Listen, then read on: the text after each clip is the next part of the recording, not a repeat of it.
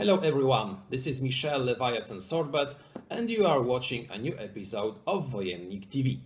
Today I would like to show you one of the games that I played the most in the recent months.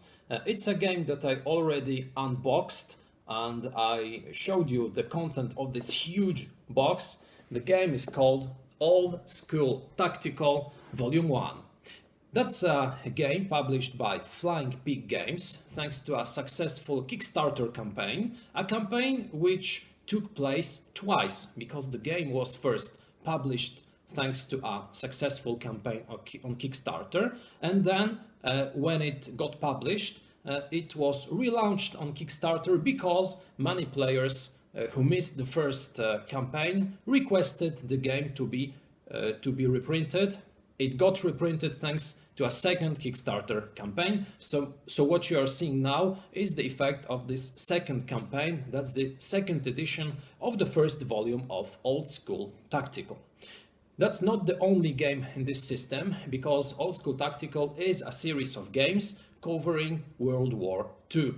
The one you are seeing right now is covering the Eastern Front in the years 1941-42, but among the scenarios there are also scenarios set in different years.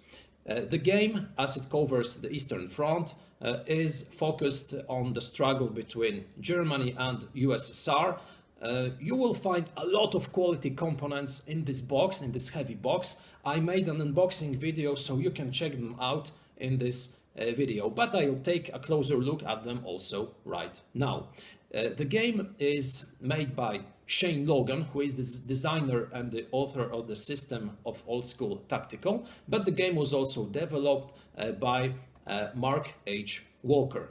The game was published by Flying Pig Games, a company which is notable for the series of Old School Tactical. What I like the most about this company are the values of the company which are outlined, for instance, on this box. Those three values are transparency, honesty and enthusiasm.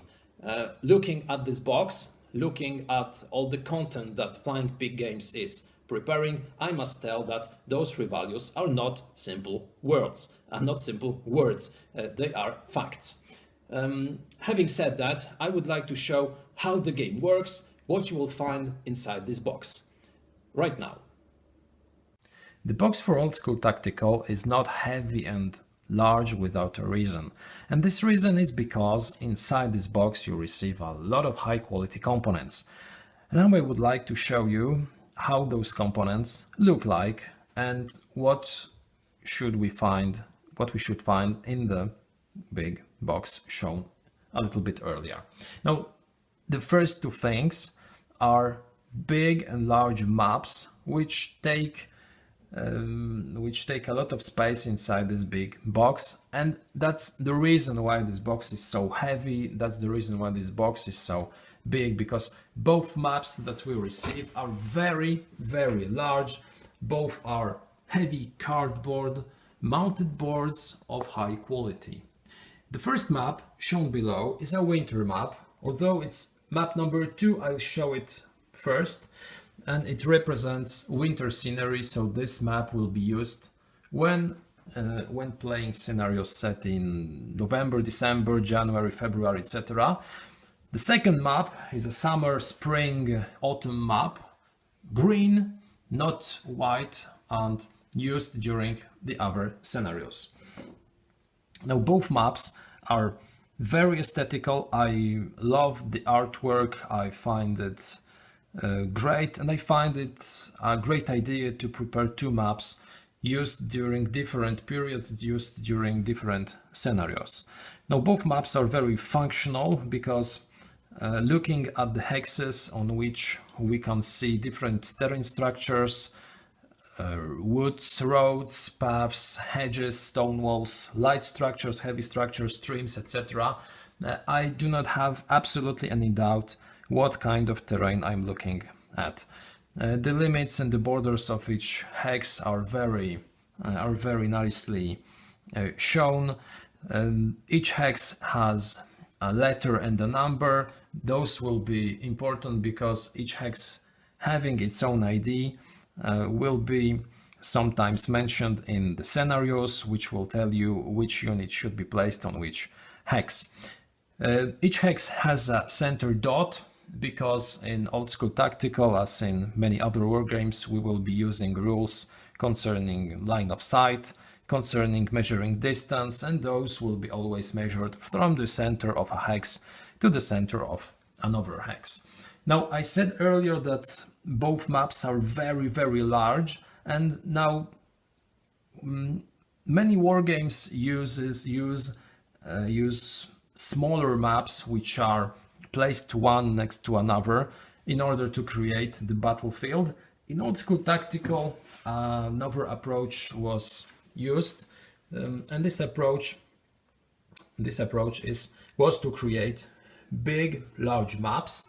But the problem with such a decision is that during scenarios you will be using only parts of those large maps. So in the game you will find map edge counters which will be placed on the map in order to show the limits of the battlefield. Now, I do not especially like games in which big portions of a map are not used. And when playing Old School Tactical, you should be used to the fact that a big and large portion of the map will be just empty and not used during a scenario. You can always place cards or documents or throw dice in such a space, but the problem is that not only it takes a lot of space on a table, the second thing is that in Old School Tactical we do have some tracks on the map borders. There's a turn track, there's an impulse track, there's a victory point track, and those are placed on the map edges. So you will be using only a part of the map, for instance here the southern part of a map, but somewhere in the distance a track is placed on the edge of the map. That's not very functional, and during my plays I was using a document that can be found on BoardGameGeek. This document is a printable page of A4 format, which accommodates all the important tracks just in one space, and I highly recommend you use it because it is much more functional than using the tracks alongside the map edges. Now, apart from the maps, which as I said earlier are just beautiful but also very functional, apart the part concerning the tracks, we receive 4 counter sheets with a lot of counters. So those counters will represent battle units, both infantry as vehicles, commanders, etc. You will receive also a lot of other counters, status counters, showing that units have moved or fired, that they have become shaken or broken, strikes, terrain structures, or cover unit or cover counters, mines, bunkers, etc., etc. A lot of counters of very high quality. Those counters are very functional with a logical representation. I will show the counters in just a few minutes. I would also like to also to show the other components, because counters and maps are not everything that you receive. There are also other things, and those are, for instance, cards.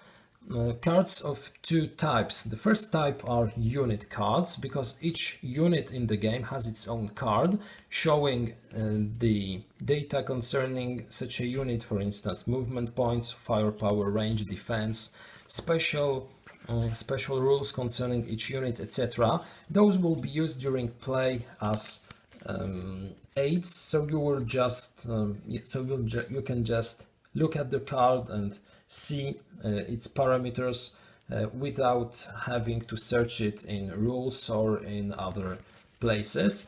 The other thing is that both players have their own cards, but those will be just to speed up play and to show the parameters during scenarios. The other type of cards are luck cards. Each player will receive some number of them during different scenarios, and those will be used during play to influence gameplay, for instance, for receiving additional die rolls or additional modifiers during combat, etc. Those will be hidden from your opponent, and you will be using them when you will find it appropriate. Old School Tactical uses dice, so we receive a few standard dice which will be used during play. We receive also 2 player 8 cards. Both are just normal pieces of paper. That's a little bit disappointing. I believe those should be laminated or should be of a much better quality, although they are both printed in color and they are very useful during plays because you have all the information, the most important information on them. So infantry combat table, vehicle combat table, a turn sequence, a terrain chart, an off-board artillery strike sequence, etc. Those information are well laid, well presented, very useful during play. 2 documents. The first one is a rule book, version 525.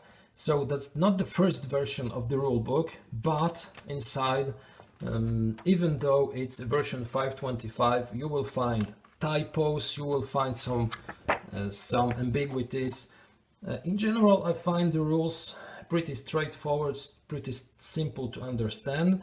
The rule book is written in such a way that it should not be a difficulty to start playing after having read it, but I believe it could have been written better. The structure of the rules, so numbering them from 1, for instance, to 22, makes it sometimes difficult to find the information that you're looking for, although the rules are also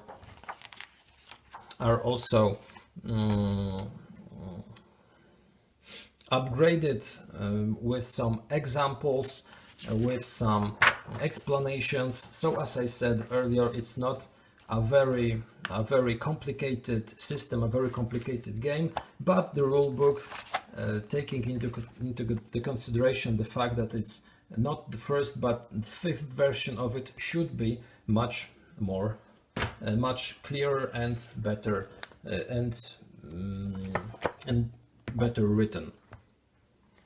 Now the second document is a scenarios booklet, also in color, also on the same quality of paper. And what I like in this document is that it very clearly and in a very precise way presents what the playing pieces during a scenario will be needed, what are the special rules, what is the setting of each scenario. And a thing that I really like is that those scenarios are very different one from another. Both sides will sometimes defend, sometimes attack during scenarios set in different periods of the war. And I think it's a great idea, because that's a big advantage of tactical games, is that even if such a game, for instance, during World War II is set in 1945, you have no problem in creating scenarios during the Germans will be at the attacking side and the Soviets will be defending one. The scenarios are, as I said earlier, very different. They are using different maps, they are using different units. Sometimes you will have many units directly on the map, sometimes you will have some of them only on the map, and others entering the game during play as reinforcements. Now, those are all the components. Now I would like to show you the counters, what can we find on them, and what are the core mechanics of Old School Tactical, what is the turn sequence. As I said earlier, in the box of Old School Tactical there are 4 counter sheets, big counter sheets. The first one is a counter sheet where we will find all the counters and markers used on different tracks or to indicate the statuses of units. But on the 3 others you will find almost exclusively units of both sides, so Soviet units and German units. German units are both Wehrmacht and SS units, so you will also find black SS units. On the Soviet counter sheets you will find also NKVD units, which will be red. Now the difference between both sides is the color, and that's great that the authors of the game and the designers have chosen 2 very distinctive and different colors. I have already seen games where this is a real issue, but Old School Tactical is not one of such games. Now the unit counters are generally divided into 2 categories. The first one are vehicles and the second one are foot units. We will also find equipment and leaders and crude weapons. Now let's take a look at all those unit types. First of all, we do receive foot units, both shock, rifle, assault, sapper units, snipers. So there's a lot of different types of foot units. Those units are 2-sided, showing first of all a full unit and a reduced unit if it takes some casualties. There are some information printed on the counter. The first one is a unit's firepower. The second one is a unit's firepower range. The third one is the defense factor. And at last, the big information on the right top corner, is the movement factor, so the number of movement points that the unit possesses.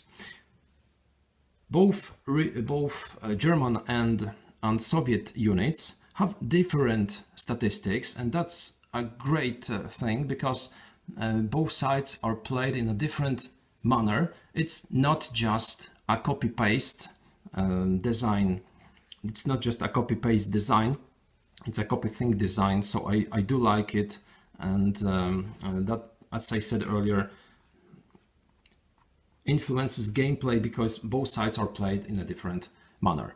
Now, alongside those foot units, we have equipment counters, which represent, for instance, light machine guns, heavy machine guns, grenades, or satchel charges, or Molotov cocktails. Those will be used by units which will carry those weapons. Those weapons have a firepower and a range. If such a unit using a weapon fires at its own range using a weapon, it will add the firepower to its own.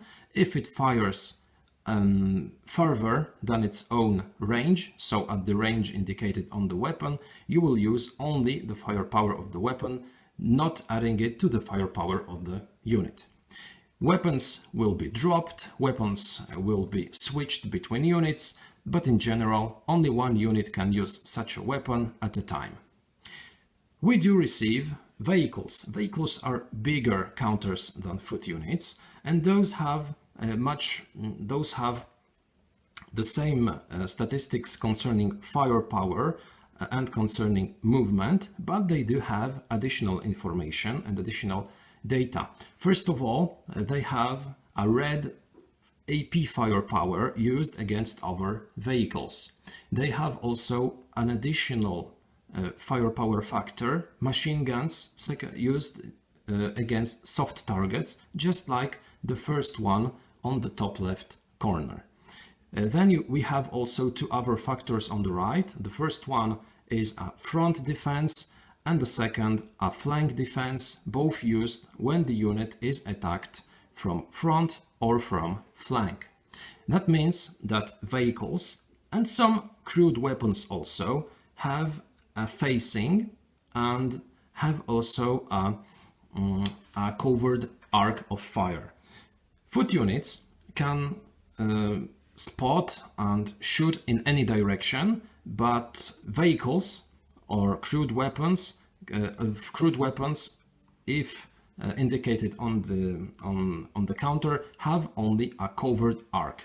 When it comes to vehicles, the facing is important because of those defense factors, which will be different depending on the direction from which the attack takes place. Additionally, on vehicles, we will find an information concerning the type of movement used by such a vehicle. It can be tracked movement, it can be wheel movement. Both will be different and both will determine the hexes that such vehicles can enter and the number of movement points that such vehicles have to use when entering such hexes. We do receive also crude weapons which will be used during battle. Those have pretty the same statistics as vehicles and foot units combined. A C on the top corner indicates that it's a crude weapon. And such weapons will be used during battle, but they can also be captured by your opponent if the crew of such a weapon is killed and if we occupy a hex with such a crew. That's a nice addition, that's a nice thing. It rarely is included in wargames. I do like the mechanism because it's very realistic, very simple and very thematic. The last type of counters, of unit counters, are leaders. Leaders are of different grades, so we do receive sergeants, captains. Those will possess a movement factor, those will possess a defense factor, and also they will possess a leader's command range, which will influence spotting and rally rolls. Now, the units are double-sided. As I said earlier, when it comes to infantry units, foot units, the reduced side is shown on the back of the counter. It's firstly indicated by a red R on the bottom corner. Secondly, the color of such a counter is divided, and it's very easy to spot and to see that such a unit is reduced. When it comes to vehicles, those don't become reduced, they become wrecks. If such a unit is destroyed, the counter is returned and a wreck is placed on the map. It stays on the map because it influences line of sight, it influences also defense factors of units which occupy this hex. Now, those are the basic information on the counters of units used in old school tactical. Now I would like to show you how the gameplay is done and what are the core mechanics of this game. After choosing a specific scenario and setting up the game, so preparing the board, preparing the counters, preparing the cards, both of the units and luck cards, we can pass on to the first turn of the game. Each game of old school tactical is played in a turn sequence, and the number of turns differs, and it can be from 5, 6 or even 10 to up to 15, 20. That depends on the scenario and on its scale. Now, the first thing done during each turn is the movement of the turn marker, which is being moved one space towards 0. If such a turn marker enters a space turn with additional units which should enter the game on such a turn, those units as reinforcements can be used by the side which receives them. That all depends on the scenario, because in some scenarios both sides will receive many reinforcements, in others there will be none. An important thing done before any activations or impulses are played is the attachment of leaders and weapons. As I said earlier, in old school tactical we can find a lot of different pieces of weaponry. For instance, light machine guns, heavy machine guns, etc. Satchel charges, grenades, Molotov cocktails. Such weaponry to be used has to be attached to a unit. Only if a weapon is attached to a unit, it can be used. So at the beginning of each turn, both players will have the possibility to attach such weapons to a unit which is on the same hex as the weapon. If two units are present, a weapon can be traded between both units. The same thing concerns leaders, because leaders are also attached to units, and only if a leader is attached to a unit it can give some bonuses to such a unit, so it can influence its line of sight, spotting, not line of sight, spotting, or it can influence its rally rolls. When it comes to rallies, after attaching weapons, after attaching leaders, we pass on to rally rolls and bog rolls. Now, the first type of rolls, so rally rolls, are made in order to remove shaken or broken markers from our troops.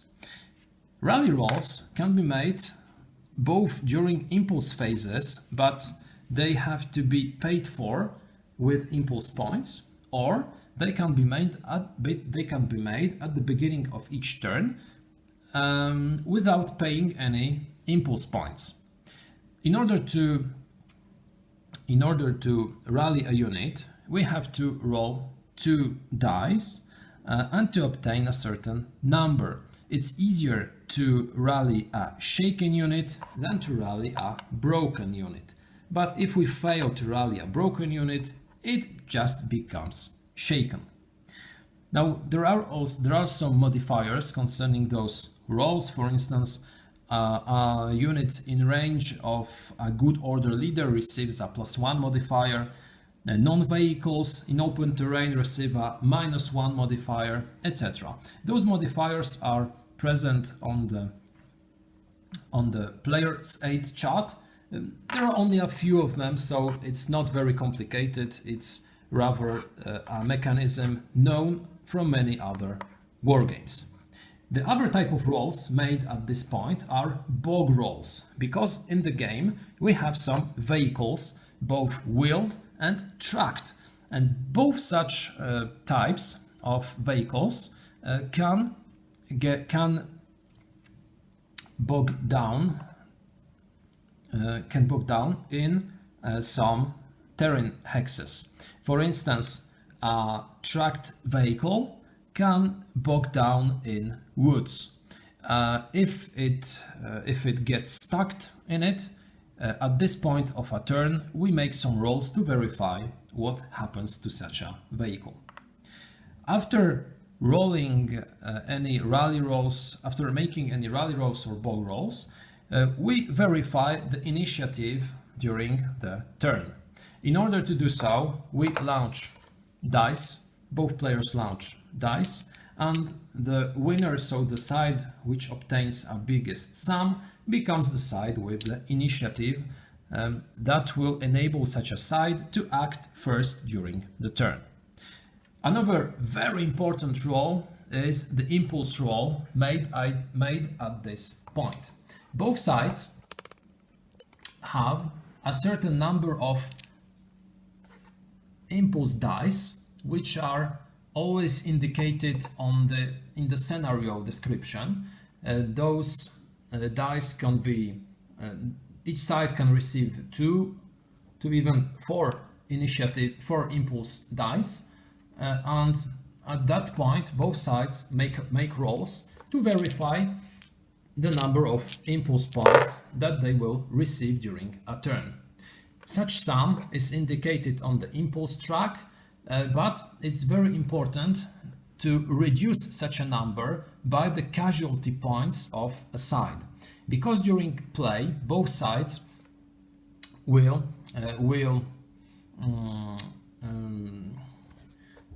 will cause casualties to their opponents, and if a side accumulates five casualty points, which are counted for each reduced, eliminated unit, for each vehicle eliminated, for each truck eliminated, leader, sniper eliminated, then the number of impulse points possessed by such a side during a turn is reduced by 1.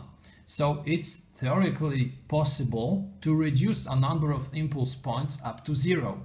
If we get, for instance, only 2 ones on our rolls and we have only 2 impulse dice, and our casualty counter is on the 10 spot or higher, we will get 0 impulse points. So it's very important to keep our casualties at a reasonable level in order not to have our impulse points reduced. Casualty points are also very important when it comes to determining the victor of a scenario, because in most scenarios points will be calculated first of all for the control of certain hexes. That can be points given to a side for the control at the end of each turn or only once at the end of the game. And the second thing is the casualty ratio, when it's verified, when we check which side had bigger casualties. The side with bigger casualties gets negative points, and the side with fewer casualties gets less negative points. So it's possible to win on such a basis, even if we control less control hexes at the end of the scenario. The scenario always tells us how to count the points and how to determine the victor. Now, after rolling the impulse dice and after calculating the impulse points, we pass on to the turn and to the activations. Having determined the number of impulse points possessed by both players, we pass on to the impulse phase, during which both players will be able to activate their units. The play alternates from one player to the other after the use of an impulse point or 2, that depends on the action. Those actions are moving, firing, assault move, rallying, calling in an offboard artillery, looking for cover, etc. The interesting thing is that there is also a pass action, but this action is only available to a player who has fewer impulse points than his opponent. And that's very fine. That's a good idea to include such a possibility, because we can imagine a situation in which a player has many impulse points, for instance 14 or 15, and his opponent has only 2 or 3.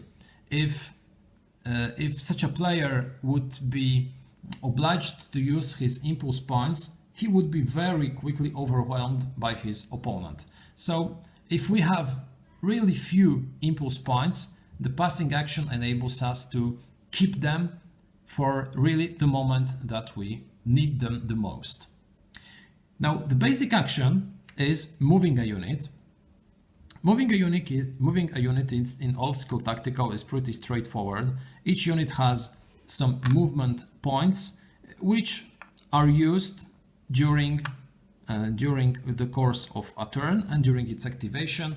Those movement points are spent when a unit enters a new hex. We have different terrain costs for foot units, different for wheeled and truck units.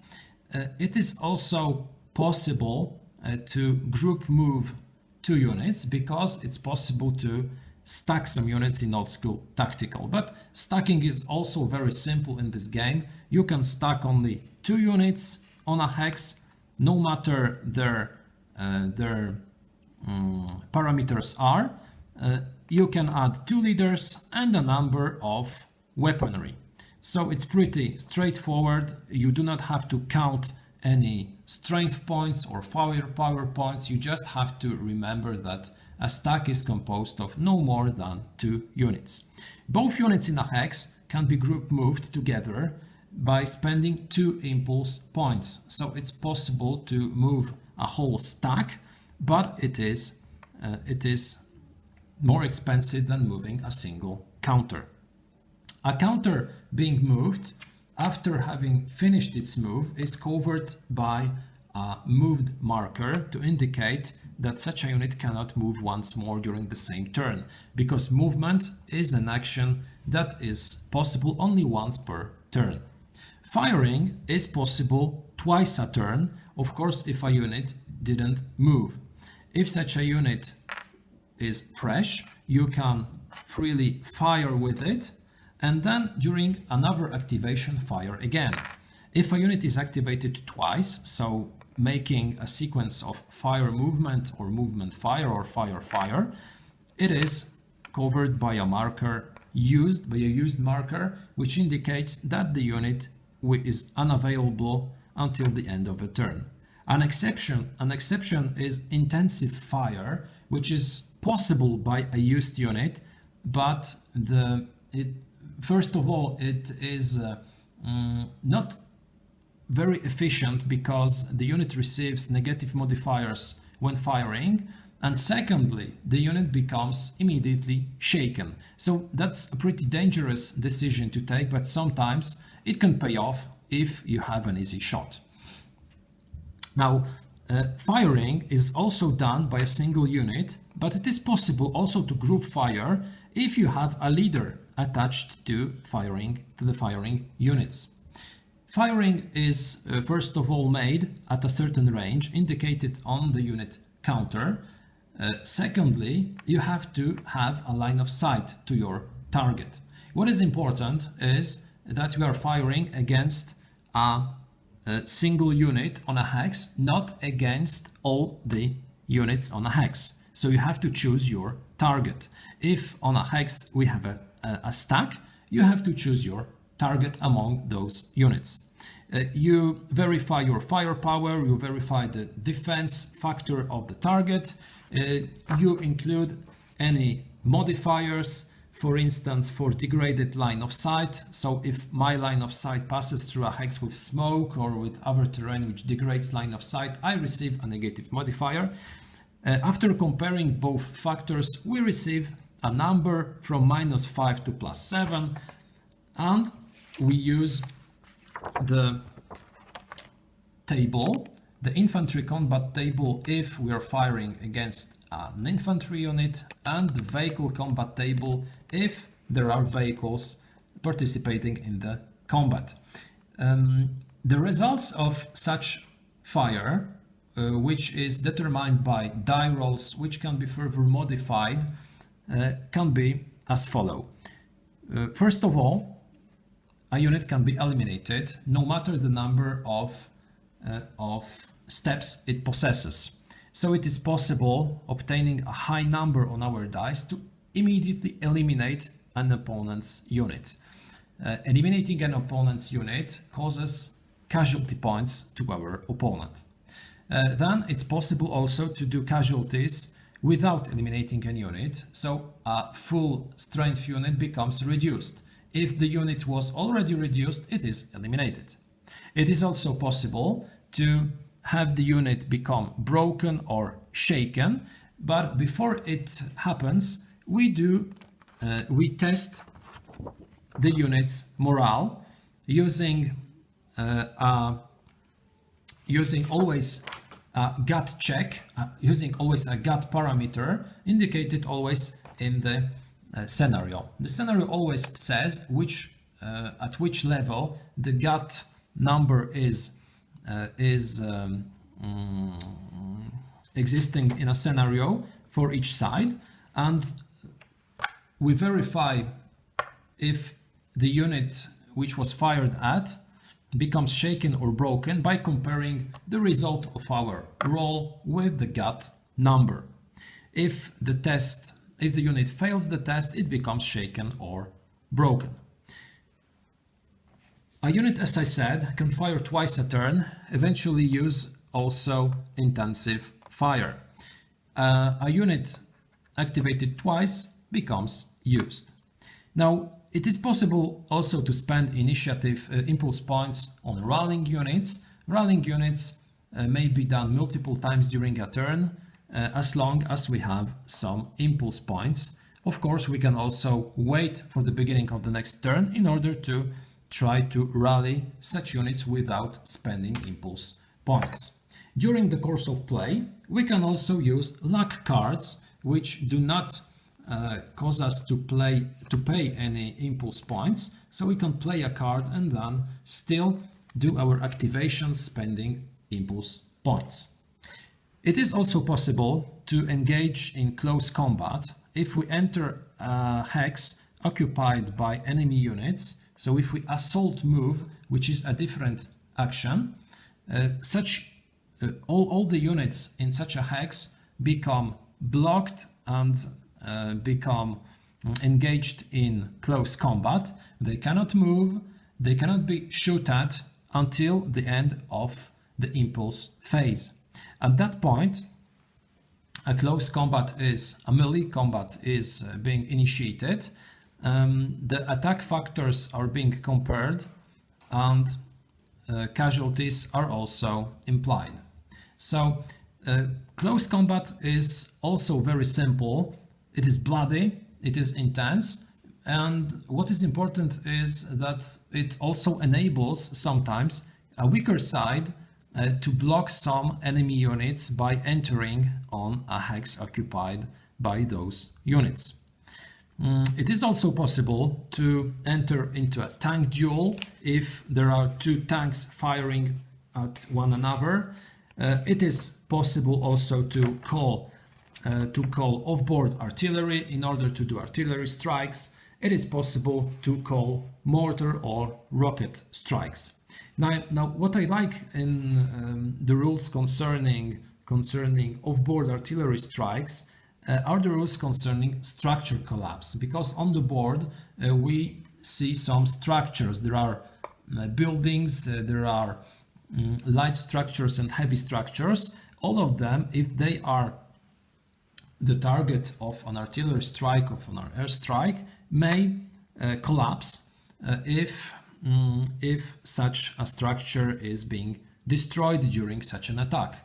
And what is interesting is that if that happens, all units on such a hex are being automatically attacked by the collapsing building. So we have to check if they haven't received any additional losses. Now, those are the basic mechanisms of old school tactical. Both players activate their units and give them orders until the impulse phase is over. At this point we play the melee phase, then we remove the markers concerning the orders from the map.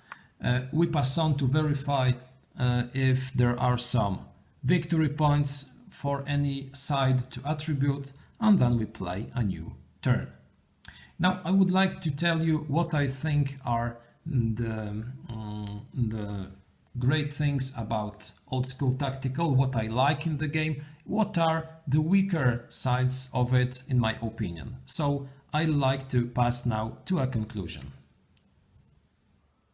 Now, there are many tactical games covering World War II and covering the Eastern Front. So Old School Tactical, when it got published, had a difficult task. It had to be something different than those games already published. Now, the first thing that is a major strength of this game is its components quality. Because the game, as I underlined earlier, is not only big, it's not only heavy, it's full of great quality components.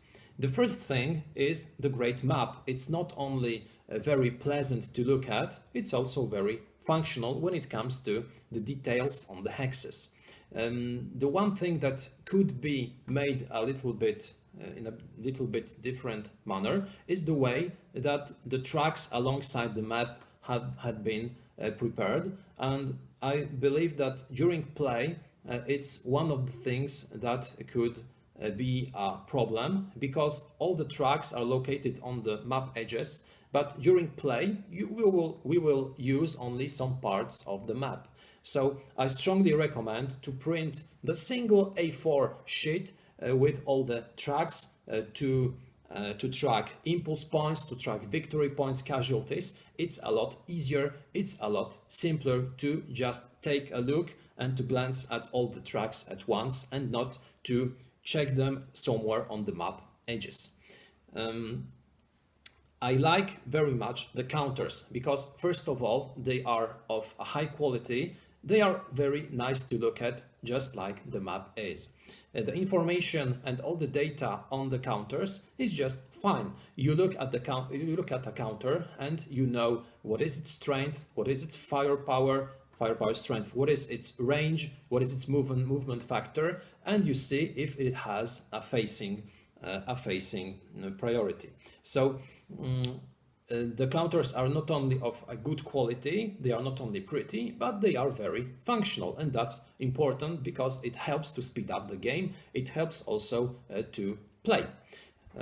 What I think is a great strength of the game, alongside the components and their quality, is its replayability, because the game comes with a dozen scenarios which are all very different. And that's a major point to underline, because there are many tactical games in which the scenarios are very similar one to each other. In Old School Tactical Volume 1, that's not the case. So we have scenarios where the Germans will be attacking. We have scenarios where the Soviets will be attacking. We have scenarios only with foot units. We have scenarios with a lot of vehicles. We have scenarios where all the units are set up on the board at the beginning of the scenario. And we have scenarios where a lot of new units will enter as reinforcements. We have different victory conditions. We have different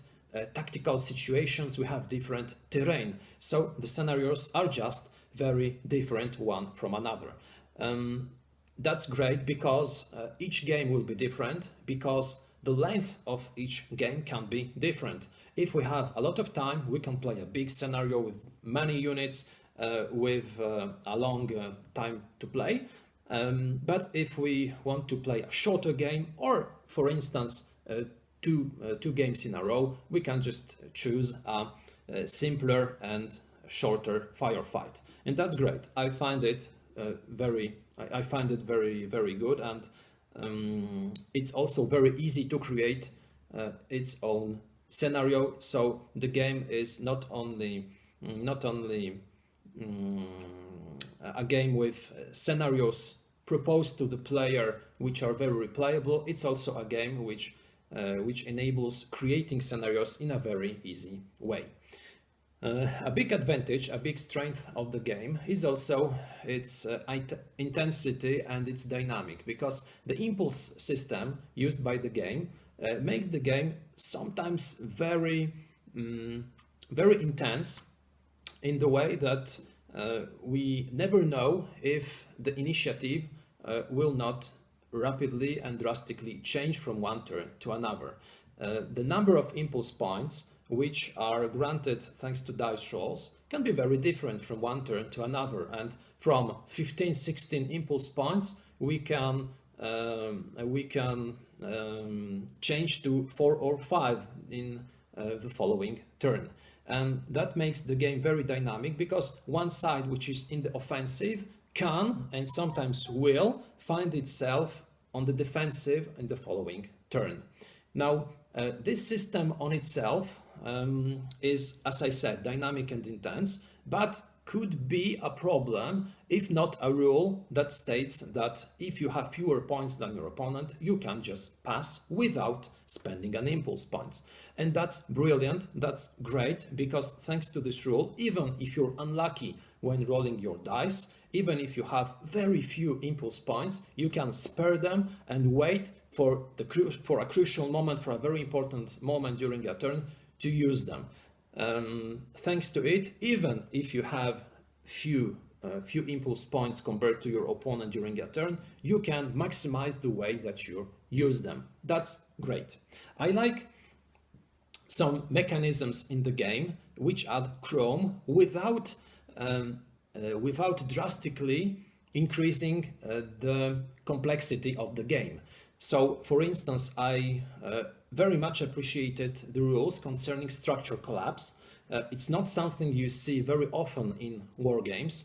Those rules governing structure collapse are something quite unique when it comes to old school tactical, and I like it a lot because they are simple, they are very straightforward, but also they add realism and add complexity without increasing the difficulty of the game. When it comes to difficulty, when it comes to the rules, I must say that the game itself is quite easy to understand, it's quite easy to teach, it's quite easy to play. But the rules were written in such a way that some mechanisms seem to be much more difficult than they are in reality. The rulebook has been updated, it has been corrected, but I find it in some places quite unclear. It should be corrected once more, and if it's the version 5.25, I believe, and we still got typos in the rulebook, well, I think that should be really corrected once more and verified from the beginning to the end. Fortunately, if you have any questions, if something is dubious, you can always check it both on BGG, or you can check it also on Consim World. You can also contact the designer, who is very active on Board Game Geek. Now, what I found problematic during the game is the fact that during play there will be counter towers building on the board, because we have many things that will be marked with counters. We have unit morale, we have unit status, we have leaders attached to units, we have equipment attached to units, we have passengers on vehicles, we have structures, so for instance foxholes or cover, we have smoke counters, and all those counters will be placed in the same hex, and furthermore the way that these counters will be placed in the stack will be also relevant and important.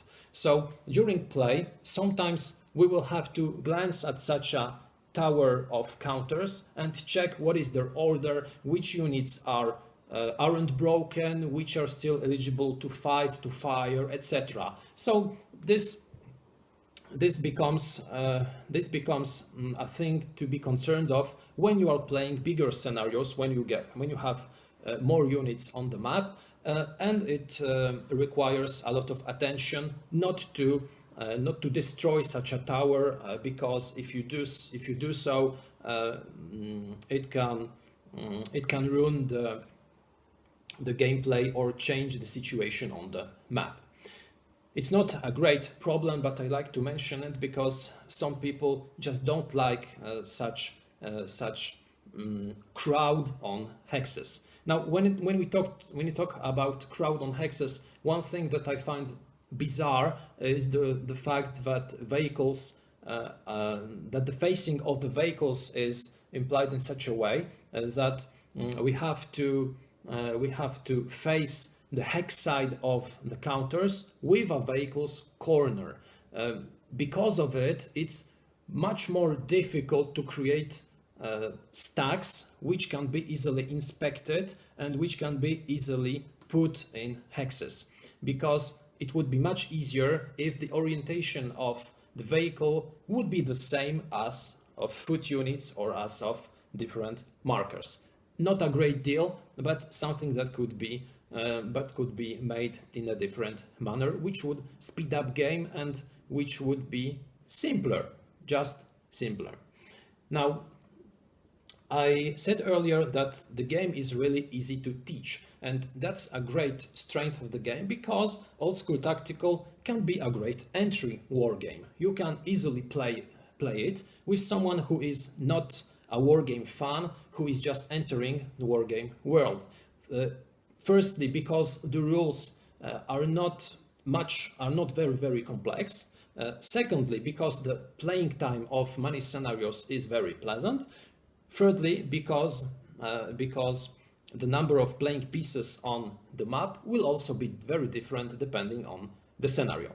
So that's a great entry game, and that's a great choice because also of the quality of the components. Because non-wargamers very often tend to look at games which are nice and which are pleasant to look at.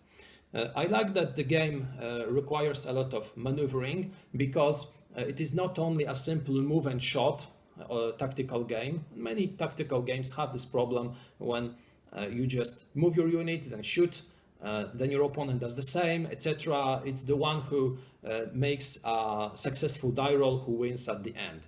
In Old School Tactical, maneuvering is very important, and the number of impulse points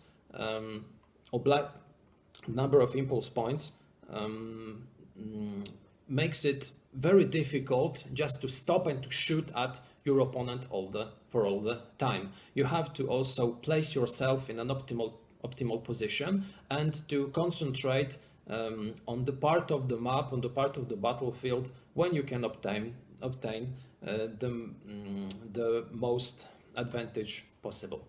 Now, I really like the game, and I consider it a very good title when you want to show a tactical game or a tactical war game to some beginners. So I would strongly recommend you try this game. Compared to other tactical Eastern Front war games, it's very dynamic, it's beautiful, it's very functional. So for me, it's a great game. I had a great time playing it. Now, this was Old School Tactical Volume 1 from Flying Pig Games. Thank you for watching this video. I recommend you to check our other materials on Wojennik TV. Don't forget to subscribe our channel. You can also check our accounts on Facebook, on Twitter, and on Instagram. Have a great day, and bye.